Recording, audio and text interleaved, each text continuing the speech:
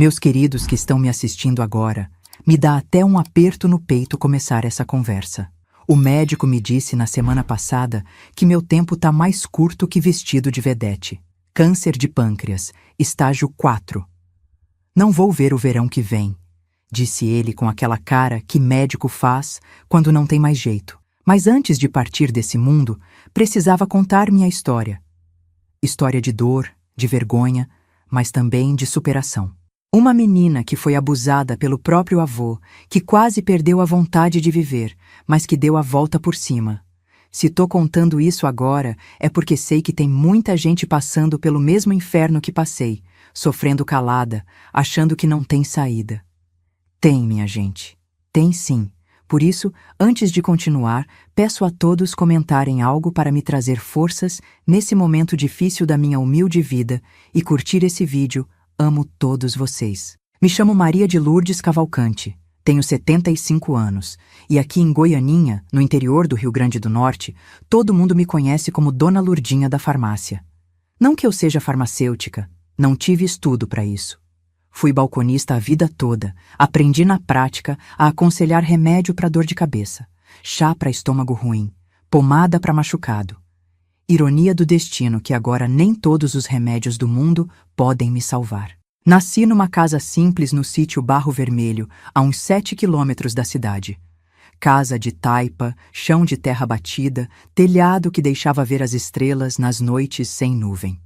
Morava eu, minha mãe Severina, minha avó Antônia, que mal saía da cama por causa das pernas inchadas que não sustentavam mais o corpo, e meu avô Geraldo, que era o homem da casa desde que meu pai foi comprar cigarro e nunca mais voltou. A verdade é que meu pai nem chegou a me conhecer. Sumiu no mundo quando soube que minha mãe estava grávida. Ela tinha 15 anos, ele 20 e poucos, e responsabilidade não era o forte dele. Minha mãe voltou para a casa dos pais dela, de cabeça baixa, levando no ventre a vergonha que naquela época era ter filho sem marido. Meu avô Geraldo nunca deixou ela esquecer esse pecado. Era um homem alto, encorpado, de sobrancelhas grossas que se juntavam quando ele ficava bravo, o que acontecia praticamente todo dia. Trabalhava na usina de cana-de-açúcar, cortando cana de sol a sol. Chegava em casa com cheiro de suor azedo, cana queimada e cachaça barata. Foi você que quis dar pro primeiro que apareceu. Agora aguenta. Ele dizia para minha mãe quase toda noite, especialmente depois que a garrafa já ia pela metade. Trouxe essa bastarda pro mundo. Agora é sua cruz. Cresci ouvindo isso. Cresci sabendo que era um fardo, um erro, uma cruz. Minha mãe nunca respondeu ele. Trabalhava de lavadeira nas casas dos fazendeiros. Saía quando o sol ainda nem tinha aparecido e voltava com as mãos vermelhas e os ombros caídos de cansaço. Falava pouco, sorria menos ainda. A vida tinha tirado dela qualquer vontade de reagir. Já minha avó, Antônia, era mais carinhosa, quando meu avô não estava por perto. Me contava histórias, me ensinava cantigas, fazia cafuné na minha cabeça até eu dormir. Mas logo que ouvia os passos dele se aproximando, me mandava para o quarto, baixava na cabeça e ficava quieta. Homem da casa tem que ser respeitado, ela dizia, como se repetisse uma reza que alguém tinha ensinado. Foi ela que me alfabetizou, escondido do meu avô. Menina não precisa de escola, ele berrava quando minha mãe falava em me matricular. Vai aprender besteira, ficar prenha igual a mãe. Então minha avó me ensinava as letras e os números usando gravetos no chão de terra do quintal, apagando tudo quando ele chegava. Éramos pobres de dar dó. Nossa casa tinha 2 cômodos só. A sala, que também era cozinha, com um fogão de lenha num canto, uma mesa torta no meio e um quarto onde dormíamos todos juntos. Eu e minha mãe numa esteira no chão, meus avós numa cama de varas que rangia de tão velha. O banheiro era uma casinha de palha no fundo do quintal, com um buraco no chão que fedia no verão e transbordava na época das chuvas. Comíamos o que dava, feijão com farinha na maioria dos dias, às vezes um peixe quando algum vizinho pescava demais e repartia, banana verde cozida para enganar a fome. carne só em ocasião muito especial ou quando meu avô gastava o dinheiro da semana toda numa farra e trazia, na culpa do dia seguinte, um pedaço de charque para agradar as mulheres. A vida era dura, mas dentro do possível, seguíamos em frente. Minha mãe trabalhava cada vez mais, pegando faxina, lavagem de roupa, o que aparecesse. Eu ajudava como podia, desde pequena aprendendo a lavar, passar, cozinhar. Minha avó piorava a cada inverno, as pernas inchando mais, a respiração ficando mais difícil, até que quase não saía mais da cama. E meu avô, ele sempre foi um homem difícil, gritão, de mão pesada. Batia na minha mãe por qualquer coisa, comida sem sal, roupa mal passada, um olhar que ele interpretava como desafio. Eu cresci tendo medo dele, me escondendo quando ouvia seus passos, tremendo quando sua voz se alterava. Mas tudo piorou quando fiz 12 anos e meu corpo começou a mudar. De repente, o olhar dele para mim ficou diferente. Não era mais só raiva ou impaciência. Era algo que não sei bem explicar, algo que me fazia sentir suja só de receber. Ele começou a fazer comentários quando passava por mim. Tá virando uma mulherzinha, hein? Ou, quem diria que ia ficar assim encorpada? Minha avó percebeu. Um dia, ela me chamou perto da cama dela, pegou minha mão com aqueles dedos nodosos e inchados e falou baixinho. Não fica sozinha com seu avô, minha neta. Se ele chegar e sua mãe não estiver em casa, vai para casa da comadre Zefa. Inventa qualquer desculpa, mas não fica aqui. Não entendi direito na época. Ou talvez não quisesse entender. Mas comecei a ficar mais atenta, a evitar ficar em casa quando minha mãe não estava. Ia para a escola mesmo sem material. Ficava por lá ajudando a professora a limpar a sala só para não voltar cedo. Nos fins de semana, me oferecia para ajudar as vizinhas com criança pequena, com quintal para varrer, com qualquer coisa que me mantivesse longe de casa. Mas num sábado de outubro, lembro até hoje que era dia de Nossa Senhora Aparecida, não tinha como fugir. Chovia tanto que as ruas tinham virado rios de lama vermelha.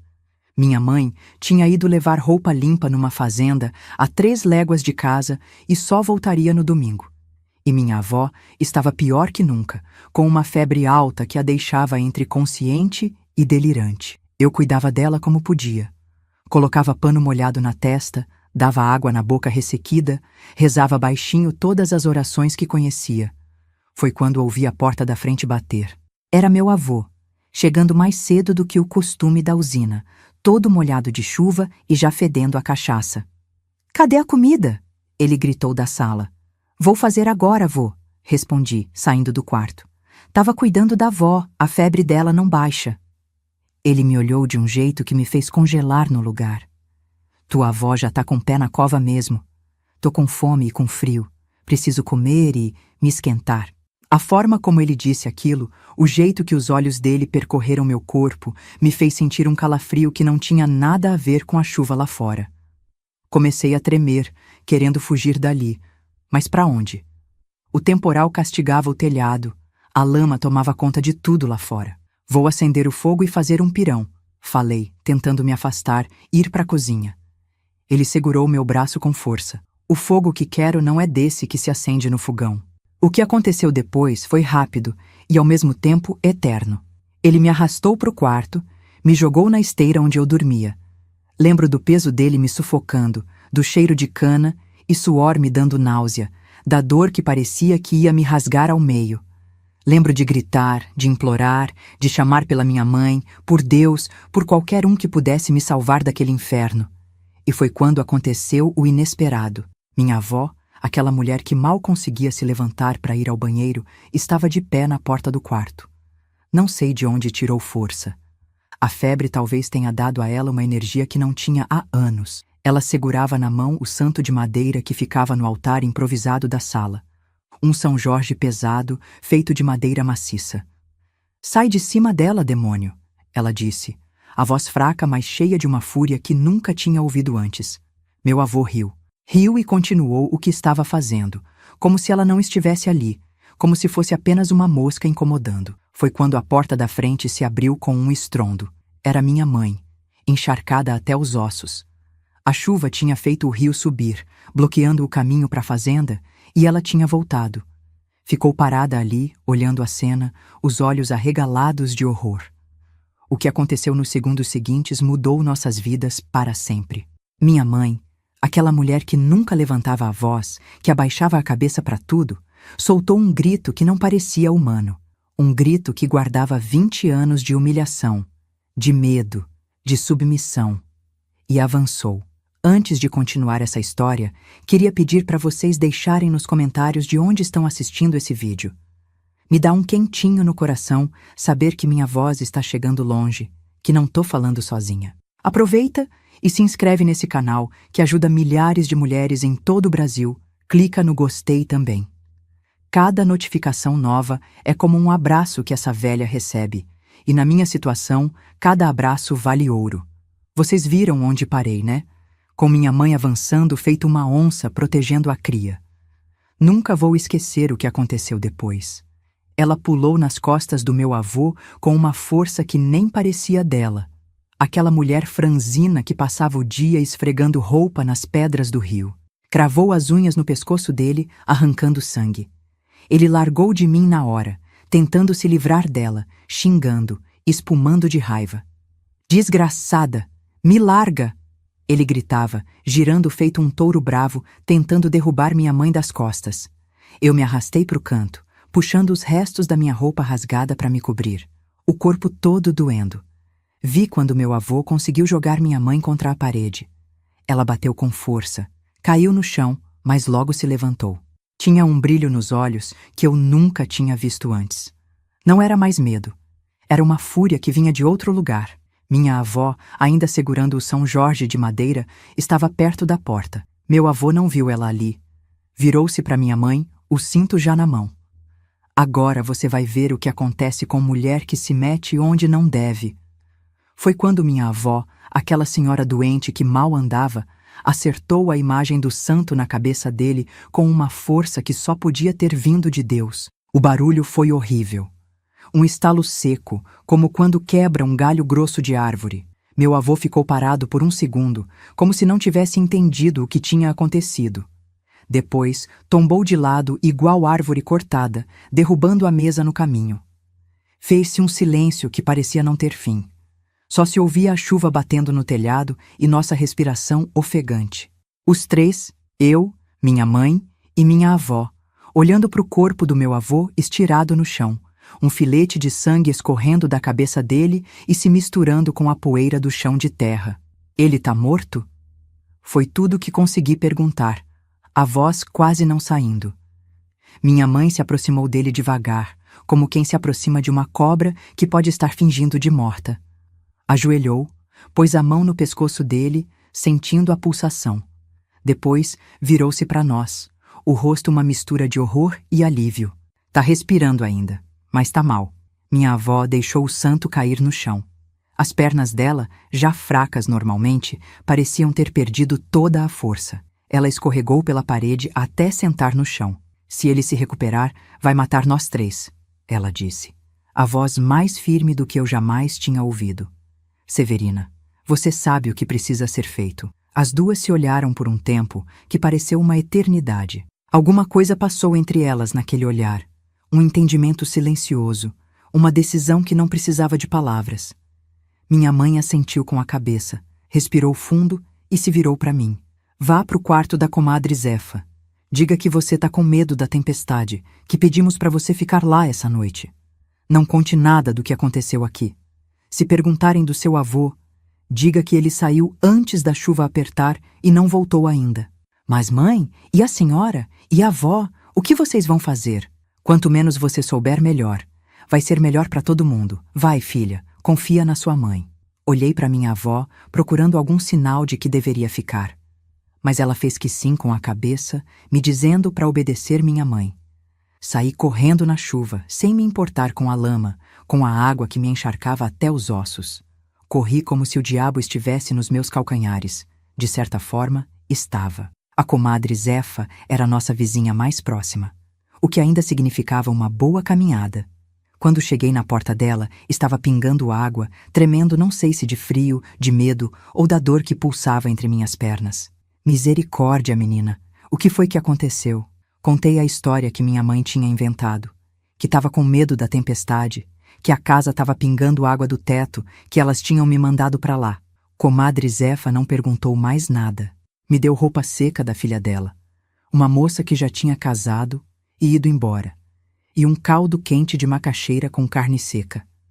Depois, me botou numa esteira perto do fogão a lenha, onde ainda tinha brasa acesa, aquecendo o ambiente.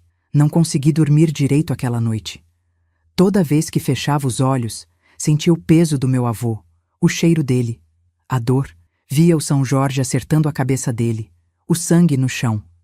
Me perguntava o que minha mãe e minha avó tinham feito depois que saí. Se ele tinha acordado, se tinha matado elas, se elas tinham... No dia seguinte, a chuva tinha parado. Um sol fraco tentava furar entre as nuvens pesadas que ainda cobriam o céu. Me despedi de comadre Zefa, agradeci a hospedagem e saí andando de volta para casa. Minhas pernas pareciam pesar toneladas. Cada passo era um esforço enorme. Quando cheguei, encontrei minha mãe varrendo o terreiro como se fosse um dia qualquer. O rosto dela estava sereno, quase tranquilo. Quando me viu, sorriu. Um sorriso pequeno, cansado, mas real. Bom dia, minha filha. Dormiu bem na comadre Zefa? Olhei ao redor, procurando algum sinal do que tinha acontecido na noite anterior. O terreiro estava limpo. Dentro de casa, o chão tinha sido lavado. A mesa que tinha caído estava no lugar. Não havia sinal de luta, nem de sangue, e nem do meu avô. Cadê ele? Perguntei sem coragem de dizer o nome. Seu avô? Saiu, foi embora, não vai mais voltar. A forma como ela disse isso, firme, definitiva, me fez entender que não devia fazer mais perguntas. Pelo menos não ali, não naquele momento. Entrei em casa, meio desconfiada, estranhando aquela calma toda. Minha avó estava na cama, como sempre, as mãos trêmulas segurando um terço. Quando me viu, fez sinal para que eu me aproximasse. Minha neta, ela sussurrou, nunca mais ninguém vai te fazer mal nessa casa. Nunca mais. Algo na voz dela, no olhar, me disse que era verdade. Que meu avô, onde quer que estivesse, não voltaria para nos atormentar. Precisamos conversar, minha mãe disse, sentando-se conosco no quarto.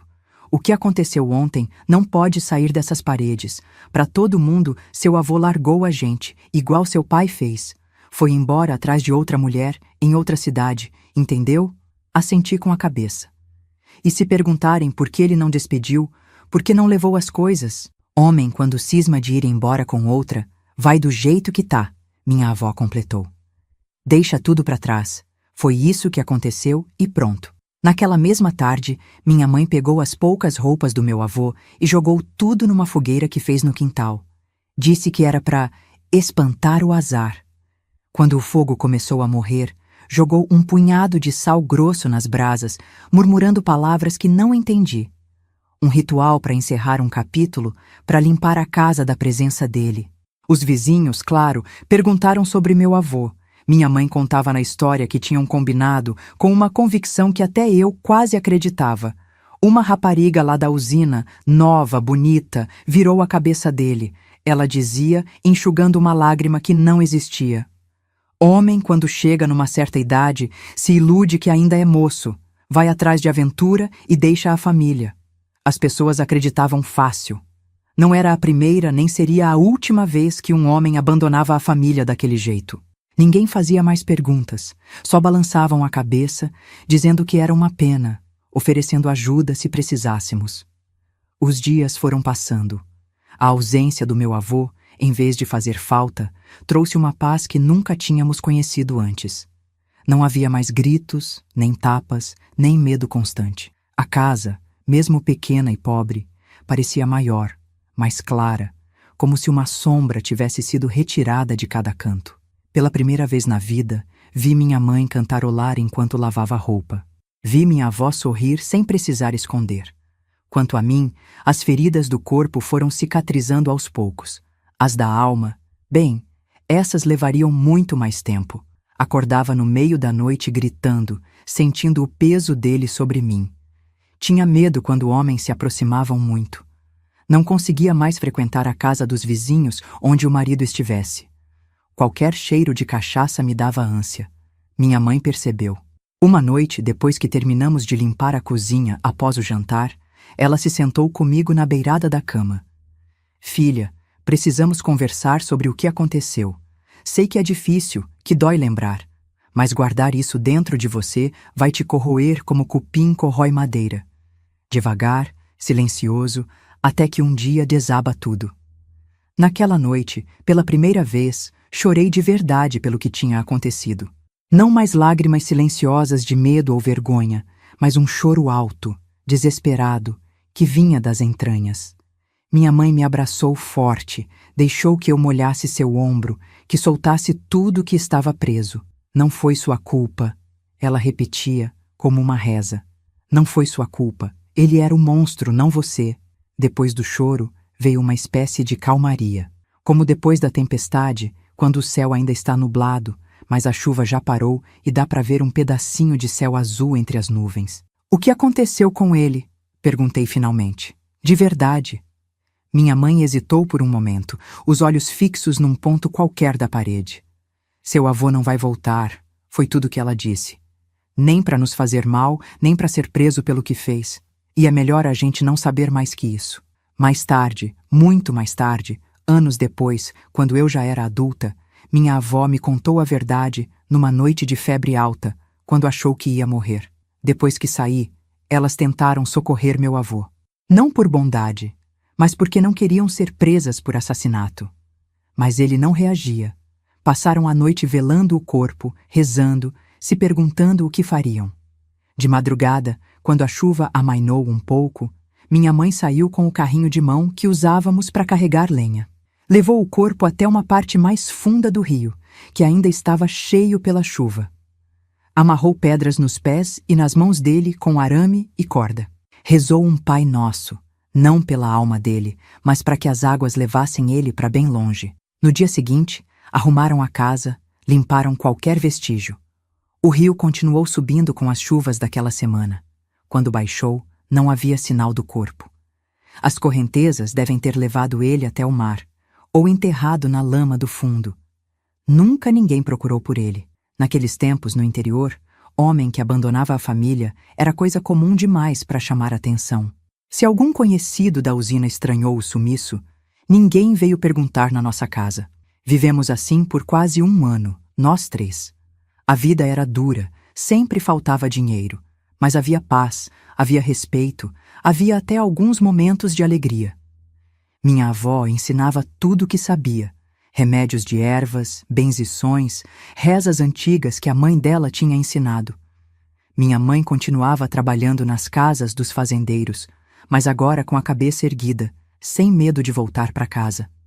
Eu voltei para a escola. A professora, Dona Eunice, percebeu a mudança em mim. Antes eu era alegre, falante. Depois daquela noite, me tornei quieta, arredia, assustada. Ela tentou conversar, perguntou se tinha acontecido algo. Não contei, claro. Aquele segredo tinha que ficar enterrado tão fundo quanto meu avô devia estar. Mas nem tudo foram flores. As línguas venenosas da vizinhança começaram a cochichar. Que era estranho meu avô ter sumido assim, sem se despedir de ninguém. Que talvez ele não tivesse ido embora por vontade própria. Olhares desconfiados começaram a seguir minha mãe quando ela ia à venda. Perguntas meio disfarçadas sobre quando tinha sido a última vez que tínhamos tido notícia dele. Foi então que minha mãe tomou uma decisão que mudaria o rumo das nossas vidas. Vamos embora daqui, ela anunciou numa noite, depois do jantar. Essa terra já não nos quer mais, e nós também não precisamos dela. Para onde? Perguntei, assustada com a ideia de deixar o único lugar que conhecia. Natal, ela disse, os olhos brilhando com uma determinação que eu nunca tinha visto antes. A capital, lugar grande onde ninguém conhece a gente, onde podemos começar de novo, sem passado, sem essa história pesando nas costas. Minha avó, já muito doente naquela época, apenas assentiu. É o melhor mesmo. Aqui as paredes têm ouvidos e os ouvidos têm boca grande. E assim, numa manhã de março de 1964, lembro até hoje porque foi bem quando os militares tomaram o poder no país, pegamos o pouco que tínhamos, roupas velhas, panelas, o colchão da minha avó, a imagem de Nossa Senhora que ela tinha ganhado no batizado. Tudo que coube numa carroça emprestada que um vizinho mais bondoso nos ajudou a levar até a rodoviária da cidade. Deixamos para trás a casa de taipa, o terreiro onde eu tinha brincado na infância, a mangueira carregada de frutas no quintal. Deixamos os vizinhos curiosos, as perguntas sem resposta, os cochichos maldosos. Deixamos o rio que tinha levado meu avô, e com ele, aquela noite de horror. Na rodoviária, minha mãe comprou 3 passagens só de ida para Natal. Quando o ônibus começou a se afastar, olhei pela janela empoeirada. Vi o sítio Barro Vermelho ficando pequeno na distância, as casas de barro vermelho se confundindo com a terra. Senti um aperto no peito, uma mistura de alívio e medo do desconhecido. Não olha para trás, minha filha. Minha mãe sussurrou, segurando minha mão. O que passou, passou. De agora em diante, só olha para frente. Naquele momento, atravessando a porteira enferrujada que marcava o limite do sítio, eu não sabia o que nos esperava. Não sabia que a vida na capital seria tão diferente, tão difícil e ao mesmo tempo cheia de possibilidades que eu nem sonhava existir. Não sabia que minha avó não resistiria mais que alguns meses naquela nova vida. Não sabia que eu estava deixando para trás não só um lugar, mas uma versão de mim mesma. A menina inocente que morreu naquela noite de chuva, dando lugar a uma outra, marcada pela dor, mas também pela força que só nasce depois que a gente sobrevive ao impossível. A única coisa que eu sabia era que, fosse o que fosse que viesse pela frente, seria melhor que o que ficava para trás. E isso, naquele momento, era o suficiente para me dar coragem para seguir viagem. Chegar em Natal foi como desembarcar em outro planeta. Eu, que nunca tinha saído do sítio Barro Vermelho, me vi de repente numa cidade grande, com prédios, asfalto, carros buzinando, gente correndo para todo lado. Meus olhos de menina do interior não conseguiam absorver tanta novidade de uma vez. A primeira semana ficamos num quarto de pensão barata na Ribeira, perto do porto. Um cubículo escuro que dividia com minha mãe e minha avó, as 3 amontoadas numa cama só. O banheiro era coletivo, no final do corredor, sempre com fila. A comida vinha de uma quentinha que minha mãe trazia do trabalho que arranjou logo no segundo dia. Faxineira numa casa de família no bairro de Petrópolis, onde moravam os ricos da cidade. Minha avó piorou com a mudança. O ar úmido da capital, misturado com a poluição dos carros e a fumaça das fábricas, castigou os pulmões já fracos dela. Tossia dia e noite, sem conseguir dormir. O reumatismo atacou com força, inchando ainda mais as juntas já deformadas. Não se preocupem comigo, ela dizia quando notava nossa preocupação. Já vivi o que tinha que viver. Ajudei a tirar vocês daquele inferno. Agora posso descansar em paz. Mesmo doente, foi ela quem me ensinou a me virar na cidade grande. Como andar de ônibus sem ser enganada no troco. Como reconhecer os tipos perigosos que ficavam nas esquinas. Como fazer render o pouco dinheiro que tínhamos, comprando no final da feira quando os preços baixavam. Enquanto minha mãe trabalhava, eu cuidava da minha avó e procurava emprego. Não foi fácil. Tinha só 13 anos, nenhum estudo oficial, nenhuma experiência. As portas se fechavam assim que me olhavam. Uma menina magricela do interior, com sotaque carregado e roupas remendadas. 3 meses depois de chegar em Natal, conseguimos alugar um barraco na favela de Mãe Luísa. Era pequeno, mas pelo menos era nosso. Sem vizinhos do outro lado da parede, sem fila para o banheiro. Minha mãe tinha sido promovida na casa onde trabalhava, de faxineira para cozinheira. Ganhava um pouco melhor, trazia restos de comida que a patroa deixava, às vezes até roupas usadas que serviam em mim. Foi nessa época que conheci Dona Carminha, nossa vizinha da direita. Uma senhora negra de seus 50 anos, viúva, que vendia tapioca na praia. Logo nos primeiros dias, ela apareceu com um prato de mungunzá, dando as boas-vindas. Quando viu o estado da minha avó, não pensou 2 vezes. Essa senhora precisa de um chá de folha de pitanga com mel de uruçu. Vou buscar lá em casa. O chá não curou minha avó. Àquela altura, nada curaria. Mas aliviou a tosse, deu um pouco de conforto. Dona Carminha passou a vir todos os dias, trazendo ervas, rezas, carinho. era parteira nas horas vagas, conhecia remédio para tudo. O que os médicos fazem com bisturi, eu faço com minhas mãos e minhas plantas. Ela dizia, orgulhosa. Quando contei para ela, por alto, o que tinha acontecido no sítio, sem entrar em detalhes sobre o que meu avô tinha feito ou como ele tinha ido embora, Dona Carminha apertou minha mão com força. Mulher não nasceu para ser saco de pancada de homem nenhum. Sua mãe e sua avó fizeram o que tinham que fazer. Agora é olhar para frente e reconstruir. Foi ela que me arranjou meu primeiro trabalho. Sua irmã tinha uma barraca de frutas na Feira do Alecrim e precisava de ajuda. Pagava pouco, na verdade, quase nada.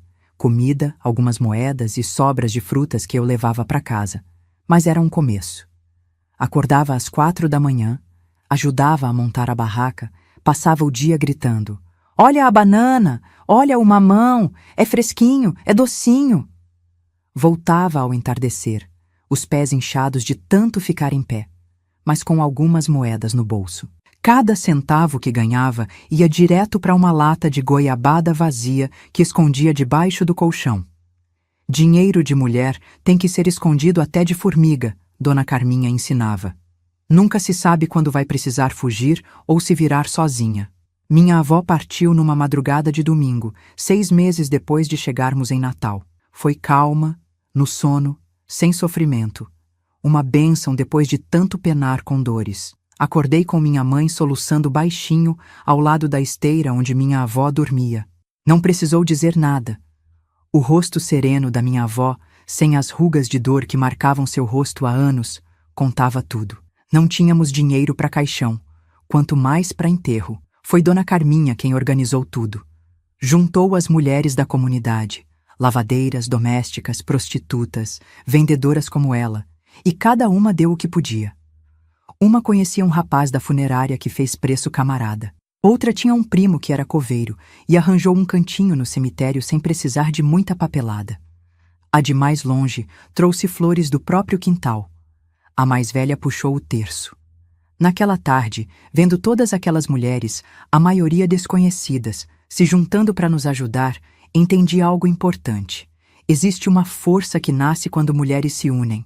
Uma força que não tem nada a ver com músculos ou violência, mas com solidariedade, com o entendimento silencioso de quem já passou por dores parecidas. A morte da minha avó deixou um buraco enorme, mas também nos libertou. Ela sofria tanto que, de certa forma, mantinha nossa dor viva também. Após o enterro, foi como se um peso tivesse saído das nossas costas. Podíamos, finalmente, pensar em viver de verdade, não apenas sobreviver. Minha mãe decidiu que era hora de eu voltar a estudar. "Minha filha não vai passar a vida vendendo fruta na feira", ela disse firme. "Vai ter estudo, vai ser alguém na vida." Me matriculou numa escola pública perto de casa. Tive que começar do zero, na primeira série, mesmo já tendo 14 anos. Era a mais velha da sala, a grandona que mal cabia na carteira. As crianças riam do meu sotaque carregado, da minha roupa remendada, do meu jeito acanhado.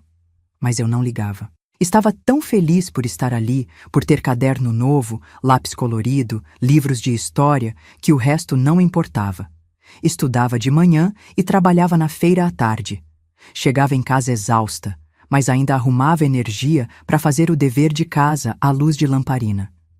Às vezes pegava no sono em cima do caderno. Minha mãe me cobria, apagava a lamparina e deixava um beijo na minha testa. A vida foi melhorando devagar.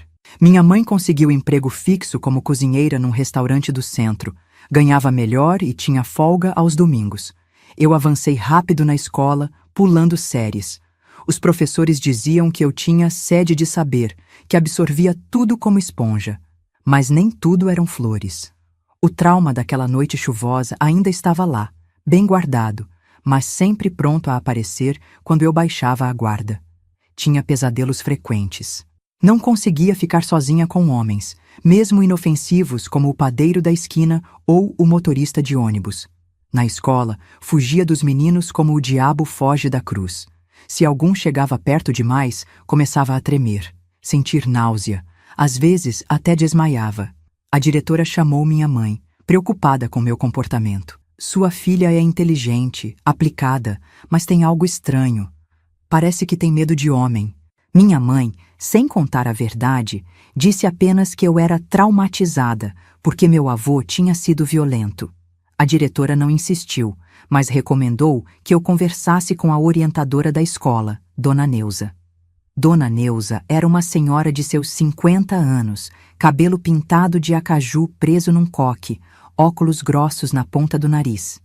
No começo, eu ia obrigada às sessões semanais, sentava na cadeira dura em frente à mesa dela e ficava calada. Não precisa falar se não quiser, ela dizia. Pode só ficar aqui, desenhar, olhar pela janela.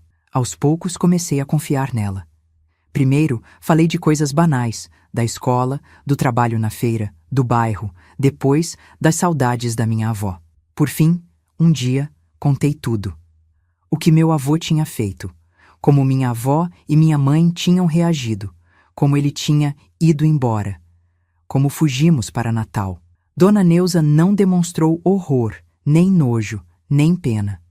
Apenas escutou, os olhos firmes nos meus por trás dos óculos grossos.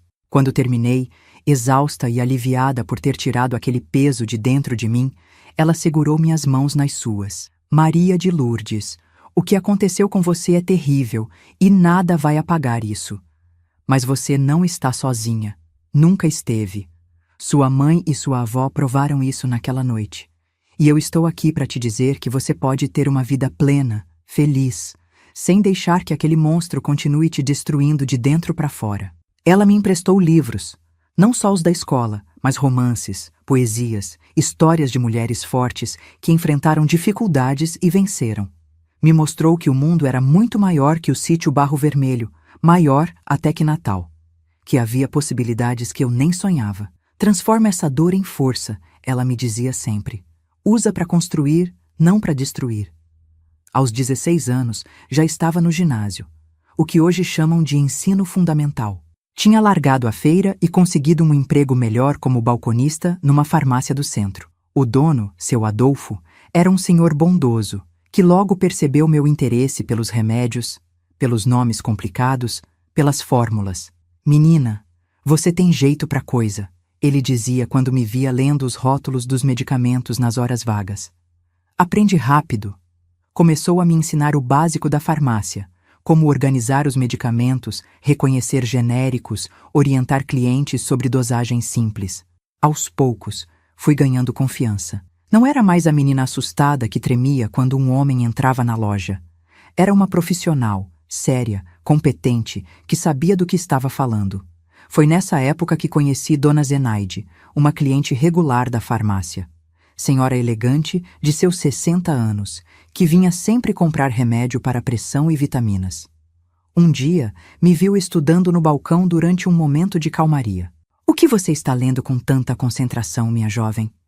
Livro de ciências, dona. Tô estudando para o exame de admissão do científico. Ela pegou o livro, folheou, me devolveu com um sorriso. Você gosta de estudar, não é? Vejo nos seus olhos. Gosto sim, senhora. Quero ser enfermeira um dia. Ela me olhou por um tempo, como se estivesse me avaliando. Sabe, eu fui professora a vida toda. Agora estou aposentada, com tempo demais nas mãos. Se quiser, posso te ajudar com os estudos. Sem cobrar nada, claro. Seria um prazer ter uma aluna interessada de novo. Assim começaram nossas aulas particulares. 3 vezes por semana, depois que fechava a farmácia, ia para o apartamento de Dona Zenaide no bairro de Tirol. Era um lugar bonito, cheio de livros do chão ao teto, com cheiro de café fresco e biscoitos de nata. Ela me ensinava matemática, português, ciências, tudo o que eu precisava para passar nos exames e entrar no científico, o que hoje chamam de ensino médio. Mais que isso, ela me ensinou a acreditar em mim mesma. A não me ver como vítima, mas como sobrevivente. A entender que o que tinha acontecido comigo não me definia, era apenas um capítulo terrível de uma história que eu ainda estava escrevendo. Escolha como sua história vai continuar, ela dizia. O passado já está escrito, não pode ser mudado. Mas o futuro...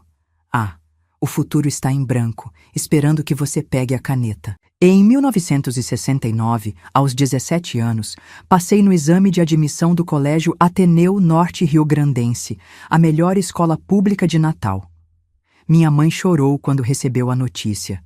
comprou um bolo pequeno para comemorar, luxo raro na nossa casa, e convidou Dona Carminha, Dona Zenaide e seu Adolfo, as pessoas que tinham nos ajudado tanto. Minha filha vai ser alguém na vida, ela repetia, orgulhosa, os olhos brilhando de lágrimas contidas. Vai ser enfermeira, vai cuidar dos outros, vai ter o respeito que a gente nunca teve. Naquela noite, deitada na esteira que ainda usávamos como cama, olhei para minha mãe já adormecida do outro lado do quarto.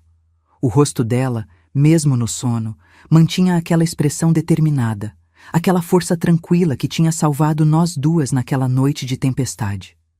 Pensei na minha avó, que mesmo doente, mesmo fraca, tinha encontrado forças para se levantar e defender a neta. Pensei em Dona Carminha, Dona Zenaide, Dona Neuza, mulheres que tinham estendido a mão quando mais precisei, sem pedir nada em troca. Foi naquela noite que entendi. A verdadeira força não está nos músculos, nas armas, na violência. Está na capacidade de se levantar depois de cada queda, de estender a mão para quem precisa, de transformar dor em ação, trauma em propósito. O caminho ainda seria longo e difícil. Haveria mais obstáculos, mais momentos de dúvida, mais cicatrizes a serem curadas. Mas naquela noite, pela primeira vez desde que saímos do sítio Barro Vermelho, senti que tinha uma direção clara, um propósito que ia além de simplesmente sobreviver. Eu ia me tornar uma curandeira, não das ervas como Dona Carminha, nem dos livros como Dona Zenaide, mas alguém que entendia a dor dos outros porque conhecia bem demais a sua própria. Alguém que poderia, talvez, ajudar outras meninas que tinham passado pelo mesmo inferno que eu. O futuro estava em branco, esperando que eu pegasse a caneta. E eu estava pronta para começar a escrever. Não se esqueçam de se inscrever nesse canal e curtir o vídeo, isso ajuda muito ao meu relato a alcançar mais pessoas. O Colégio Ateneu foi meu maior desafio até então. Quando pisei naqueles corredores imensos, com piso de mármore e paredes cheias de quadros de formandos ilustres, senti que não pertencia àquele lugar. A maioria dos alunos vinha de famílias de classe média, tinham pais médicos, advogados, professores. Eu era a filha da cozinheira, moradora da favela, que trabalhava numa farmácia para ajudar em casa. Nos primeiros dias, sentava sempre no fundo da sala, tentando me fazer invisível. Não abria a boca, mesmo quando sabia a resposta. O sotaque do interior ainda marcava minha fala e tinha pavor de virar motivo de piada. Almoçava sozinha, no canto mais afastado do pátio, com a marmita que minha mãe preparava de madrugada antes de sair para o trabalho. Foi o professor de biologia quem primeiro notou o meu potencial. Doutor Antenor, um senhor de seus 50 anos, cabelos grisalhos e voz calma que lembrava meu avô. Não o monstro, mas o pai da minha mãe, que mal cheguei a conhecer. Devolvendo uma prova onde tirei a nota máxima, ele parou na minha carteira. Você tem um talento nato para ciências, Maria de Lourdes. Não deveria escondê-lo no fundo da sala. No dia seguinte, ele me trouxe um livro emprestado. Introdução à Anatomia Humana. Devorei aquelas páginas como quem devora um romance de amor. Pela primeira vez, entendi como funcionava aquela máquina complexa que é o corpo humano. Fascinava-me especialmente o sistema nervoso, como sinais elétricos podiam criar pensamentos, sentimentos, memórias. Talvez porque quisesse entender o que tinha acontecido no meu próprio cérebro após o trauma, por que ainda acordava suando frio no meio da noite, por que tremia quando homens se aproximavam demais. Com o incentivo do Dr. Antenor, comecei a participar mais das aulas. Aos poucos, ganhei confiança. No segundo ano, já não me sentava mais no fundo. Fazia perguntas, respondia quando os professores perguntavam, até levantava para resolver equações no quadro nas aulas de matemática. Não que tudo fosse fácil. Tinha colegas que zombavam da minha origem humilde, do meu jeito tímido de falar, das roupas simples que usava. Um grupo de meninas ricas, especialmente, parecia ter prazer em me humilhar nos corredores. Olha a caipira da farmácia. Vai receitar chá de erva cidreira pra gente, Matuta? Elas riam quando passava. No início, abaixava a cabeça e seguia em frente, engolindo o choro. Mas um dia, cansada de ser pisada, parei no meio do corredor e encarei a líder do grupo, Patrícia, filha de um médico famoso da cidade. Sabe qual é a diferença entre você e eu, Patrícia? Você nasceu com tudo pronto. Eu tenho que lutar por cada migalha. Então, sim, trabalho numa farmácia. Com orgulho. E vou continuar subindo na vida, enquanto você vai continuar sendo só a filha do papai. O corredor inteiro ficou em silêncio. Patrícia, vermelha de raiva ou vergonha, nunca soube dizer, deu as costas e saiu. Depois daquele dia, não mexeram mais comigo. Não viramos amigas, claro, mas pelo menos ganhei um respeito silencioso. Em 1971, terminei o primeiro ano do científico com as melhores notas da turma. Seu Adolfo, vendo meu interesse crescente pela farmácia, começou a me ensinar coisas mais avançadas, como preparar pomadas simples, xaropes para tosse, tinturas de ervas. Misturava o conhecimento científico que aprendia no colégio com a sabedoria popular que tinha herdado da minha avó e aprendido com Dona Carminha. Os clientes começaram a me procurar especificamente, confiando nos meus conselhos. Minha mãe estava radiante com o meu progresso. Tinha sido promovida a chefe de cozinha no restaurante. Ganhava melhor, já não precisava fazer tantas horas extras. Conseguimos nos mudar de Mãe Luísa para um bairro um pouco melhor, Alecrim. Era apenas um quarto e sala, mas tinha banheiro dentro de casa, luxo que nunca tínhamos tido, e ficava mais perto do centro, facilitando o deslocamento para o trabalho e a escola. Foi nessa época que conheci Carlos. Ele era estudante de medicina, estava no 3º ano e frequentava a farmácia para comprar material para as aulas práticas. Álcool, gaze, medicamentos básicos. No início, mal conseguia olhar nos olhos dele. Mesmo depois de anos, ainda tinha pavor de homens jovens, especialmente os que demonstravam qualquer interesse por mim. Mas Carlos era diferente. Educado, respeitoso, sempre mantinha distância apropriada, nunca fazia comentários inadequados. Quando notou meu interesse por medicina, começou a trazer livros usados das disciplinas que já tinha cursado. Você entende mais disso que muito colega meu de faculdade. Ele comentou um dia, depois de me ouvir explicar a um cliente idoso como tomar corretamente os remédios para a pressão alta. Aos poucos, uma amizade cautelosa foi nascendo. Conversávamos sobre medicamentos, doenças, tratamentos. Ele me contava casos interessantes do hospital universitário onde fazia estágio. Eu compartilhava os conhecimentos de ervas que tinha aprendido com minha avó e Dona Carminha. Minha mãe, sempre desconfiada de qualquer homem que se aproximasse de mim, fez questão de conhecê-lo. Convidou-o para um café em casa num domingo. Preparou bolo de milho, pôs a toalha bordada na mesa, presente da patroa antiga, ficou de olho em cada movimento dele. Gostei dele, ela sentenciou depois que Carlos foi embora. Tem respeito no olhar. Vindo da minha mãe, que tinha aprendido da pior maneira a desconfiar de homens, aquilo era o maior elogio possível. Em 1972, terminei o científico. A formatura foi um momento de glória. Eu, filha de empregada doméstica, sem pai, vinda do interior, recebendo diploma de honra ao mérito como melhor aluna da turma. Da plateia, minha mãe chorava silenciosamente, orgulhosa demais até para aplaudir. Ao lado dela, Dona Zenaide, Dona Carminha, seu Adolfo e, para minha surpresa, Carlos, que fez questão de levar flores. O sonho da faculdade de medicina parecia ainda distante demais. Era caríssima, mesmo a pública era difícil de passar, e eu precisava trabalhar. Mas havia outro caminho, o curso técnico de enfermagem no hospital universitário. Exigia apenas 2º grau completo e tinha a vantagem de ser no período noturno, permitindo que eu continuasse trabalhando na farmácia durante o dia. Fiz a prova, passei em primeiro lugar. Quando as aulas começaram, em março de 1973, eu já tinha 21 anos, bem mais velha que a maioria das colegas, meninas de 17 e 18 anos recém-saídas do colégio. Tinha também mais experiência prática por causa do trabalho na farmácia, o que me dava certa vantagem. O curso era puxado. Aulas teóricas à noite, estágios nos fins de semana. Dormia pouco, estudava no ônibus, nos intervalos do trabalho, em qualquer brecha que encontrasse. Mas não me importava. Cada novo conhecimento me aproximava do sonho de ser enfermeira, de poder ajudar pessoas que sofriam. No 2º ano do curso, comecei a estagiar na ala de ginecologia e obstetrícia. Foi lá que encontrei minha verdadeira vocação.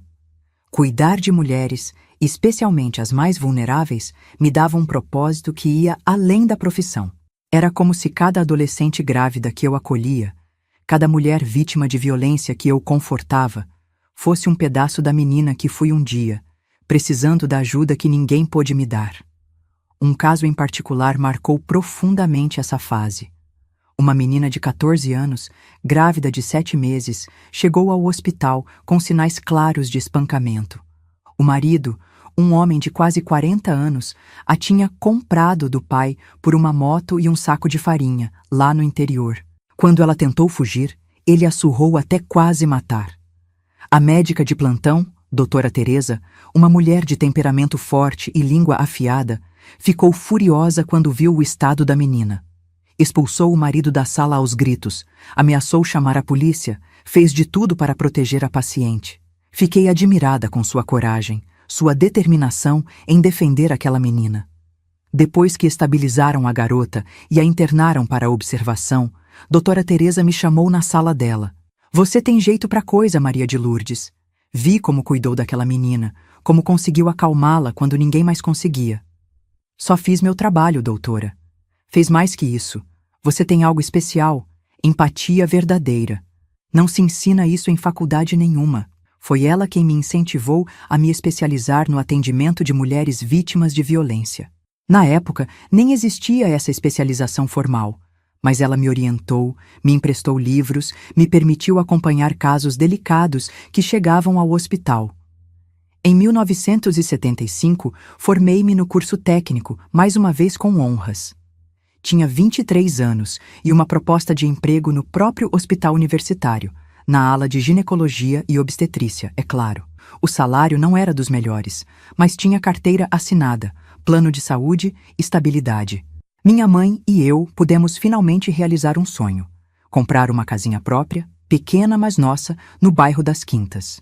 2 quartos, sala, cozinha, um quintalzinho onde ela plantava ervas e temperos, lembrando um pouco do sítio que tínhamos deixado para trás. Carlos também se formou naquele ano. Estava agora no internato, último estágio antes de se tornar médico de verdade. Continuávamos amigos, cada vez mais próximos. Ele vinha jantar em casa com frequência, trazia livros, conversávamos sobre casos difíceis, sobre os desafios da profissão. Um dia, depois de um desses jantares, quando eu o acompanhava até o portão, ele segurou minha mão. Foi a primeira vez que tínhamos qualquer contato físico além de um aperto de mão formal. Quase puxei a mão de volta, num reflexo automático de anos de medo, mas algo me fez ficar. Posso te fazer uma pergunta, Maria de Lourdes? Ele disse, a voz baixa na noite quente de Natal. Claro.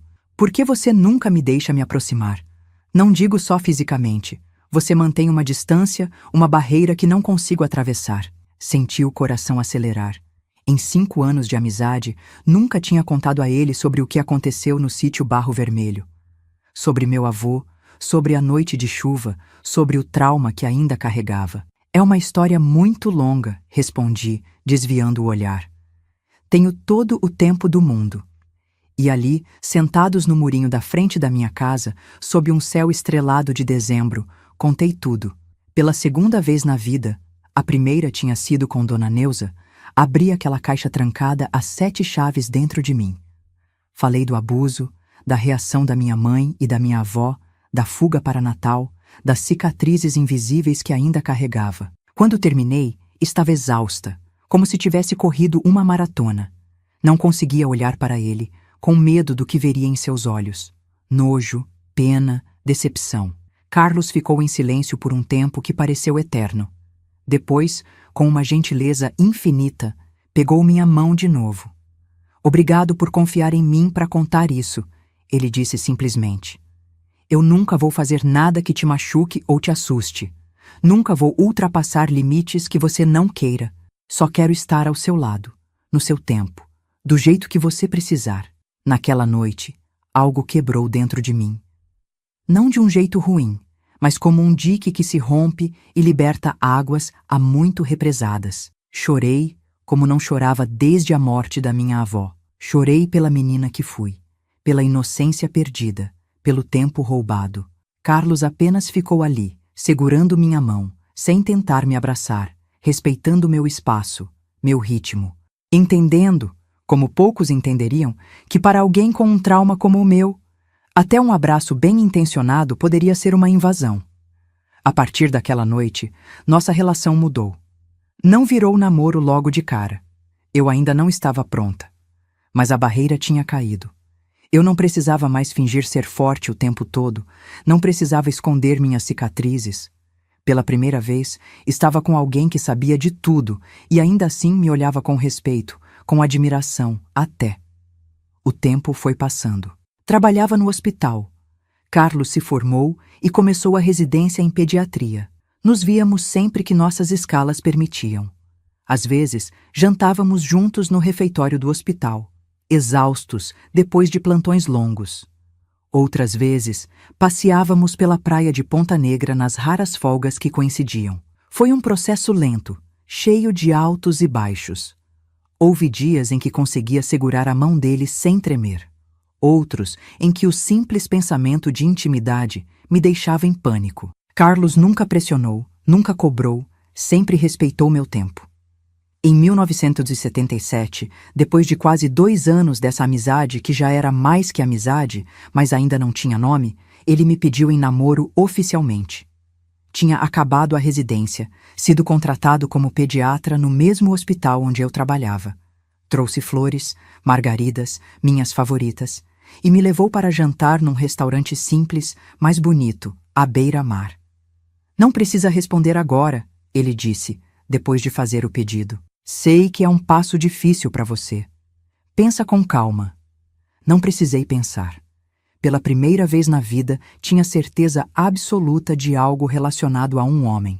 Sim, respondi, surpreendendo a nós dois com a rapidez da resposta. Mas vai ter que ter paciência comigo, muita paciência. Ele sorriu daquele jeito calmo que só ele tinha. Paciência é o que não me falta, Maria de Lourdes. Esperei quase 5 anos só para poder segurar sua mão sem você tremer. Posso esperar o tempo que for preciso para o resto. Nosso namoro foi um processo de cura para mim. Cada pequeno gesto de carinho, um beijo na testa, os dedos entrelaçados, um abraço breve, era uma vitória sobre o trauma. Cada barreira que eu conseguia derrubar era celebrada, não como uma concessão que eu fazia a ele, mas como uma libertação que eu conquistava para mim mesma. Minha mãe, sempre protetora, demorou a aceitar completamente o relacionamento. Não era por Carlos. Ela gostava dele desde o início. Era pelo medo de me ver machucada de novo, de me ver reviver o trauma.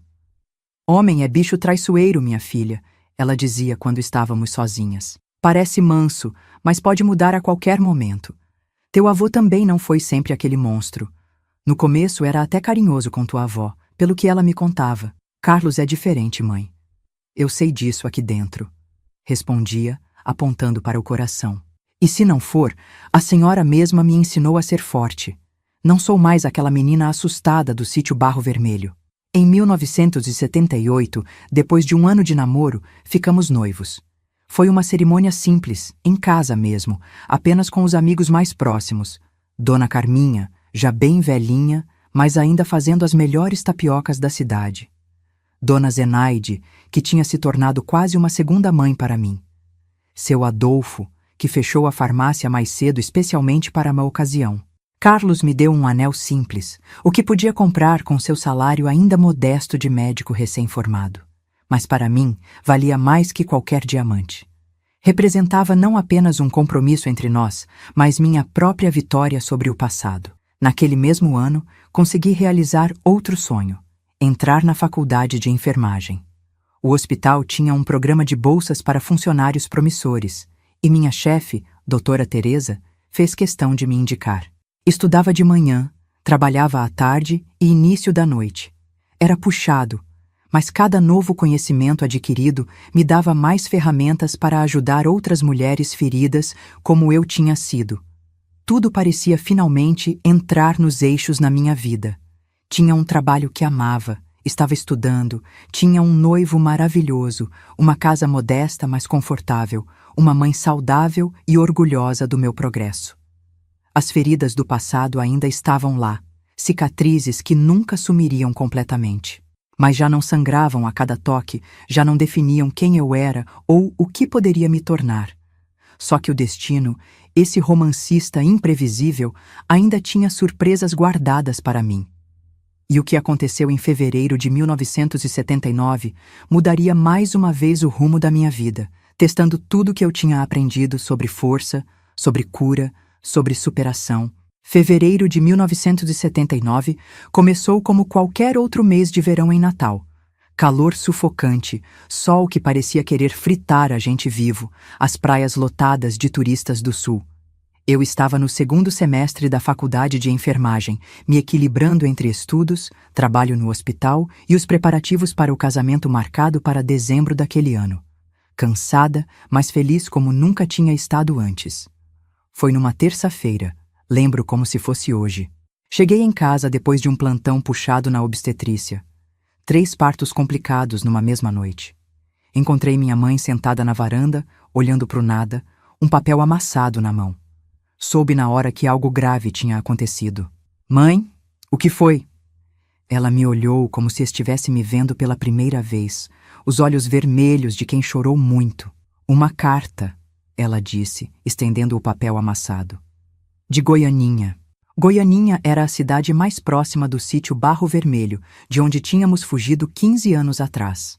Nunca mais tínhamos recebido notícias de lá, nem procurado saber. Era um capítulo encerrado, uma página virada que preferíamos não revisitar. Peguei a carta com as mãos tremendo. Era de comadre Zefa, aquela vizinha que me acolheu na noite da tempestade. Ela escrevia que tinha encontrado nosso endereço através de um sobrinho que trabalhava nos Correios em Natal. O motivo da carta gelou meu sangue. Meu avô estava vivo. Não é possível, falei, deixando o papel cair. Mamãe, a senhora disse, o rio. Eu achei que ele tinha morrido. Minha mãe respondeu, a voz trêmula. As pedras, a correnteza. Ninguém podia sobreviver àquilo. Mas sobreviveu. Segundo a carta, ele tinha sido encontrado por pescadores rio abaixo, quase morto. Levado para um hospital em Recife, ficou meses entre a vida e a morte. A pancada na cabeça tinha causado danos permanentes, perda de memória, dificuldade para falar, paralisia do lado direito do corpo. Ele tá voltando, minha mãe continuou, o terror evidente em cada palavra. Comadre Zefa diz que ele contratou alguém para nos procurar, que fica repetindo meu nome e o seu, que quer acertar as contas. O mundo pareceu desabar ao meu redor. 15 anos de reconstrução, de cura, de vida nova, e aquele fantasma reaparecia do passado para nos assombrar. Pior, para nos ameaçar. Ele não pode fazer nada, mãe, tentei dizer sem muita convicção. Tá velho, doente, e se vier, a gente denuncia. Agora não somos mais 2 mulheres sozinhas num sítio isolado. Você não entende. Ela balançou a cabeça. Não é só o que ele pode fazer, é o que pode falar sobre aquela noite. Entendi o medo dela. Mesmo em legítima defesa, mesmo protegendo a filha, ela teria dificuldade de explicar o que aconteceu depois. O corpo no rio, a fuga, a mentira que sustentamos por tantos anos. E eu, prestes a me formar, noiva de um médico respeitado, como ficaria minha reputação se tudo viesse à tona? Naquela mesma noite, contei tudo para Carlos. Ele escutou em silêncio, segurando minhas mãos que não paravam de tremer. Quando terminei, esperava ver medo, hesitação, talvez até a decisão de se afastar de uma família com um segredo tão sombrio. Vamos dar um jeito, foi o que ele disse, com uma calma que me espantou. Não vou deixar ninguém machucar você ou sua mãe. Nunca mais. Na manhã seguinte, ele trouxe um amigo advogado para conversar conosco. Dr. Paulo não quis saber detalhes. Disse que quanto menos soubesse, melhor poderia nos ajudar. Só perguntou o essencial. Houve abuso? Houve ameaça à vida?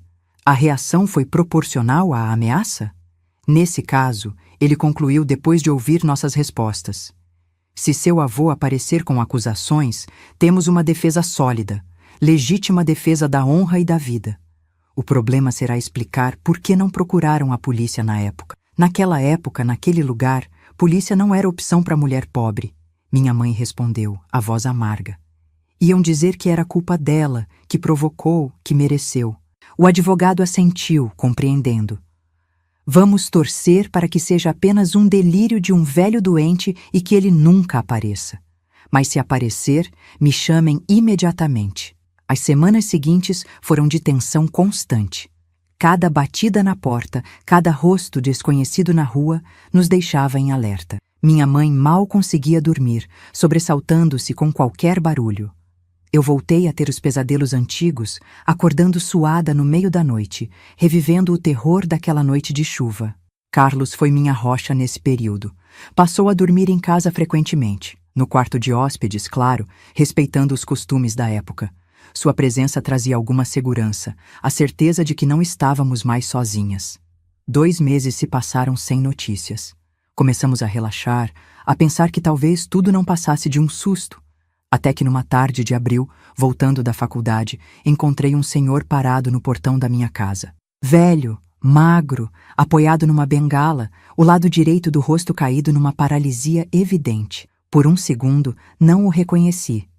O tempo e a doença tinham transformado completamente aquele homem alto e forte que povoava meus pesadelos. Maria de Lourdes, ele disse, a voz pastosa, difícil de entender. Minha neta. Congelei no lugar. O mundo pareceu parar de girar. Ali estava ele, o monstro dos meus pesadelos, a sombra que tinha escurecido minha infância, o homem que tinha destruído minha inocência. Mas agora não passava de um velho doente, quase indefeso. O que você quer? Consegui perguntar, a voz tremendo menos do que esperava. Conversar, só conversar. Não sei de onde tirei coragem, mas abri o portão e o deixei entrar. Talvez fosse a segurança de estar em meu território, em minha casa, adulta, e não mais uma criança indefesa. Ou talvez fosse simplesmente a necessidade de encerrar aquele capítulo de uma vez por todas. Sentamos na varanda, eu numa cadeira, ele no banco de madeira. Mantive distância, os olhos fixos nele, pronta para correr se fosse necessário. Mas ele parecia não ter forças nem para levantar sem a ajuda da bengala. Achei que tivesse morrido no rio. Falei finalmente, quebrando o silêncio pesado. Quase morri, ele respondeu, a mão boa alisando a bengala. Perdi muita coisa aquela noite.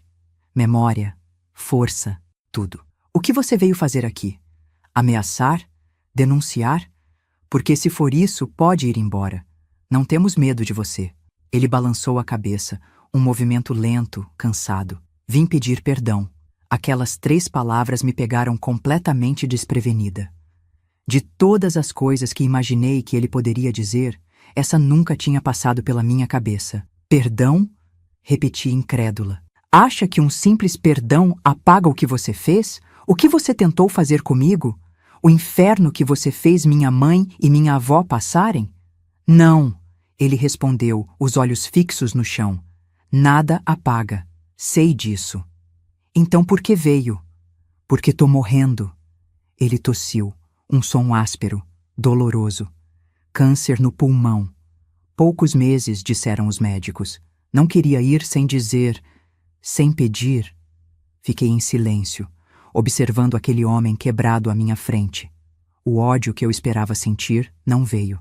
Em seu lugar, uma estranha mistura de pena e indiferença. Ele não tinha mais poder sobre mim. Era apenas um velho morrendo, carregado de remorsos tardios. Não posso te perdoar, falei finalmente. Nem tenho esse direito. O perdão teria que vir da menina que eu era naquela noite. E ela não existe mais. Você matou ela. Ele assentiu lentamente. Entendo. O que você fez? Não tem nome. Não tem desculpa. Não tem perdão. Eu sei. Se veio para limpar sua consciência antes de morrer, sinto muito. Não posso te dar essa paz. Ele levantou os olhos para mim pela primeira vez. Não mereço paz. Só vim porque precisava dizer. Para você saber que reconheço o monstro que fui. Ficamos em silêncio por um tempo que pareceu eterno. O sol baixava no horizonte, pintando a varanda com tons alaranjados. De dentro da casa, vinha o cheiro do jantar que minha mãe estava preparando, alheia à visita que tínhamos. Minha mãe não pode te ver aqui, falei finalmente. Seria demais para ela. Não vim por ela, vim por você. Ele fez um esforço para se levantar, apoiando-se pesadamente na bengala. Não vou incomodar mais. Só queria que soubesse que nunca acusei vocês.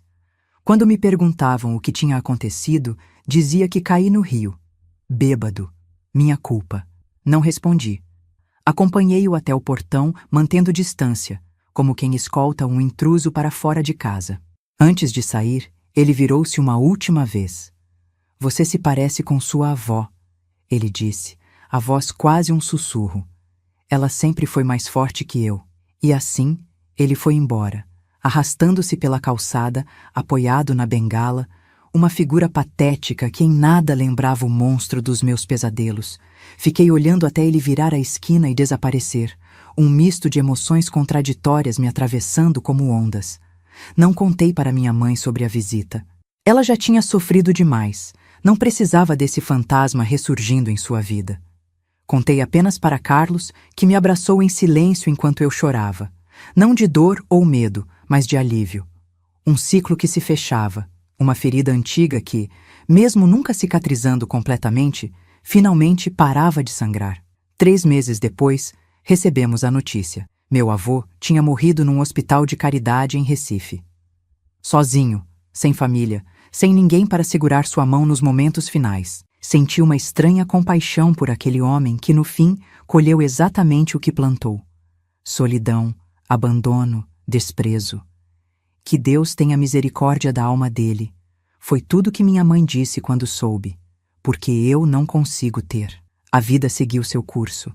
Me formei na faculdade de enfermagem em junho de 1982, aos 30 anos. Foi um dia de orgulho imenso. Eu, filha de empregada doméstica, neta de cortador de cana, agora enfermeira formada. Minha mãe chorou durante toda a cerimônia, segurando com força a mão de Carlos, que já considerava como filho. Nos casamos em dezembro do mesmo ano, numa cerimônia simples na igreja de São Pedro, no centro de Natal. Eu, que achei que nunca conseguiria confiar em homem nenhum, agora dava um passo que parecia impossível anos atrás. Não foi fácil. A intimidade do casamento trouxe desafios que só quem passou por trauma como o meu pode entender. Mas Carlos, com sua paciência infinita, seu respeito constante, nunca me pressionou, nunca me fez sentir culpada pelas dificuldades. Em 1984, fomos abençoados com o nascimento da nossa filha, Antônia, batizada em homenagem à minha avó, que teve força para se levantar naquela noite, mesmo doente, para me defender. E em 1986 veio nosso filho, Pedro, completando nossa família. Continuei trabalhando no hospital, mas agora com foco especial em um projeto que ajudei a criar. Um núcleo de atendimento a mulheres e crianças vítimas de violência sexual. Era um trabalho pioneiro na época, quando pouco se falava sobre esses temas, quando a culpa ainda recaía sobre as vítimas. Minha experiência pessoal, que por tantos anos foi uma ferida aberta, agora se transformava em instrumento para curar outras feridas. Minha mãe viveu conosco até o fim, ajudando a criar os netos, finalmente desfrutando da paz e da segurança que mereceu a vida toda. Partiu serenamente em 1998, aos 72 anos, vítima de um AVC fulminante. Até seu último dia, manteve aquela força silenciosa, aquela dignidade que nem os piores momentos conseguiram tirar dela. Os anos foram passando, os filhos cresceram, seguiram seus caminhos. Antônia se tornou médica como o pai. Pedro escolheu o direito, especializado em defesa de mulheres vítimas de violência. Ambos conhecem minha história. Decidi que não haveria segredos, não nessa nova geração. Que eles entenderiam desde cedo o valor do respeito, do consentimento, da dignidade. Carlos e eu envelhecemos juntos, vendo netos nascerem, construindo uma vida que, apesar das cicatrizes de partida, foi rica em amor e realizações. Ele se aposentou em 2005, depois de anos dedicados à pediatria. Eu continuei por mais alguns anos, até que o cansaço e a idade me fizeram parar também. E agora, aos 75 anos, esse mesmo destino que tantas voltas deu na minha vida me apresenta seu último desafio, o câncer de pâncreas que em poucos meses vai me levar embora. É irônico que seja o mesmo mal que matou meu avô tantos anos atrás. Como se, de alguma forma, nossos destinos estivessem amarrados por um fio invisível que nem o tempo, nem a distância conseguiram cortar. Mas diferente dele, não parto sozinha. Tenho minha família ao meu redor, o amor do meu marido que envelheceu comigo, meus filhos, meus netos. Tenho a consciência tranquila de quem, apesar das feridas, escolheu não se tornar ferida. De quem transformou dor em propósito, trauma em força para ajudar outros. Se conto esta história agora, não é para causar pena, nem para receber elogios por uma força que, sinceramente, nem sei de onde veio. Conto porque sei que lá fora, talvez assistindo este vídeo neste exato momento, existem meninas e mulheres passando pelo mesmo inferno que passei. Sofrendo caladas, achando que não há saída, que não merecem coisa melhor, que a culpa é delas. A vocês, minhas queridas, quero dizer, há saída, há recomeço, há cura. Não completa, talvez, mas suficiente para construir uma vida digna, feliz, plena. Não é fácil, não é rápido, não é mágico. É um processo de dias, meses, anos, às vezes uma vida inteira. Mas é possível. Eu sou prova viva disso. Enquanto me preparo para partir deste mundo, levo comigo a certeza de que, apesar de tudo, consegui florescer num terreno que foi feito só de espinhos. Consegui transformar veneno em remédio. A menina assustada do sítio Barro Vermelho, a adolescente que chegou em Natal sem nada além da roupa do corpo e das cicatrizes da alma, conseguiu se tornar mulher, mãe, profissional, uma pessoa que, ouso dizer, fez diferença neste mundo. Se essa história tocou seu coração, por favor, deixe seu comentário, curta esse vídeo e se inscreva no canal. Cada inscrição nova é um incentivo para que outras mulheres como eu encontrem coragem de compartilhar suas histórias, de quebrar o silêncio que protege abusadores e culpabiliza vítimas. E não se esqueça de entrar no nosso grupo de WhatsApp. O link está na descrição do vídeo. Lá mandamos todos os dias histórias reais de outras vovós que, como eu, carregam cicatrizes invisíveis sob rugas visíveis. Mulheres que sobreviveram a guerras particulares, que o mundo nunca reconheceu, mas que merecem ser ouvidas e honradas. Meu tempo aqui está acabando e me despeço com um sentimento de missão cumprida. As feridas que nem o tempo conseguiu apagar completamente serviram para algo maior. Mostrar que é possível florescer mesmo entre espinhos. Que o pior abuso, a pior violência, a pior traição não define quem somos, a menos que permitamos. E eu nunca permiti.